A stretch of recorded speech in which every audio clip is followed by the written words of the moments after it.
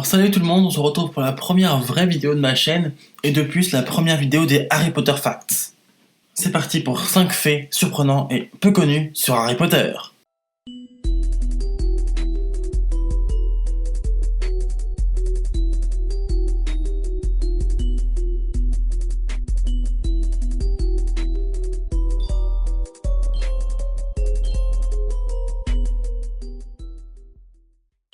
J.K. Rowling et Harry Potter partagent la même date de naissance, le 31 juillet.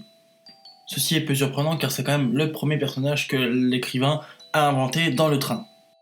Plusieurs éditeurs ont refusé de publier la saga Harry Potter sous le prétexte qu'elle serait trop longue pour plaire aux enfants. Il y en a beaucoup qui ont dû avoir des remords après. Après des refus et encore des refus, c'est Bloomsbury qui accepte de publier la saga. Cependant, l'éditeur lui demandera de prendre un pseudo plus neutre, de peur que le public masculin ne soit pas tellement attiré par l'histoire de J.K. Rowling.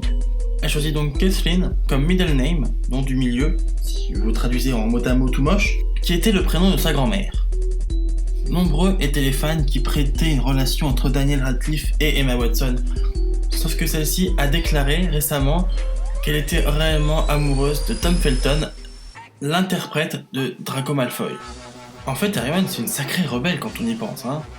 J.K. Rowling a écrit les premières scènes de Harry Potter dans un café d'Édimbourg qui s'appelle The Elephant House.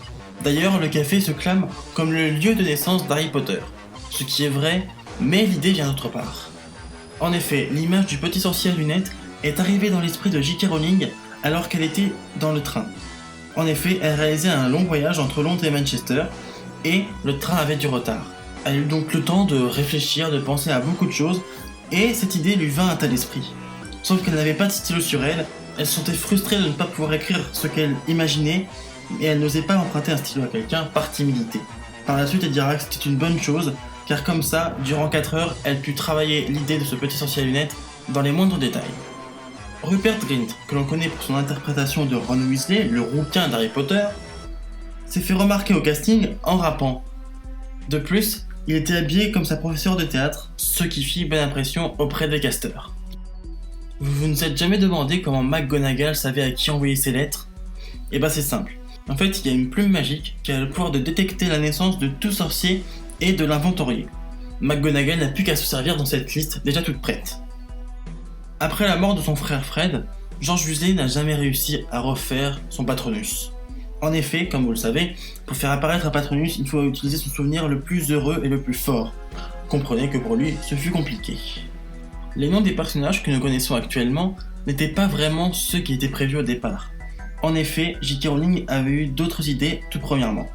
On a échappé à une Hermione Puckle, Neville Puff, Lily Moon qui était en réalité Luna Lovegood, Mad Harry et Matty Patil, et pour Drago, alors là, c'est le festival. On a eu Draco Springen, Drago Springs ou Drago Spart. Je pense que c'est bien que ces noms soient tombés dans l'oubli. Seuls Harry Potter et Dumbledore ont possédé les 3 reliques de la mort dans toute l'histoire des reliques. Cela fait d'eux les maîtres de la mort.